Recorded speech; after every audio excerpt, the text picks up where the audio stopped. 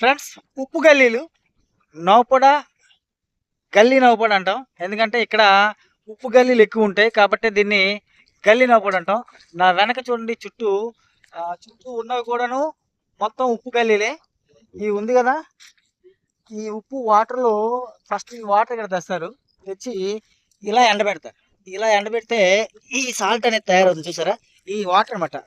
Actually ఇది వాటరే ఎండిపోయిన తర్వాత ఇలా తయారవుతుంది. తయారయ్యాక వాటినన్నిటిని ఒక దగ్గర చేర్చి ఇలా పోగు చేస్తారు. ఇలా పోగు చేసిన తర్వాత ఈ పోగునే అక్కడ కనబడుతుంది, చూసారా? అక్కడ పెద్ద పోగు ఒకటి కనబడుతుంది, ఉప్పు పోగు. అలా ఉప్పు పోగులు వేస్తారు అనమాట. పోగులు వేసి వాటిని బస్తాల్లోకి ఎక్కిస్తారు. బస్తాల్లోకి వచ్చి ట్రాన్స్పోర్ట్ చేస్తారు. ఇవే సాల్ట్ కింద తయారవుతాయి. ఈ మా నౌపడ ఉప్పు గల్లీలు అనేది చాలా ఫేమస్.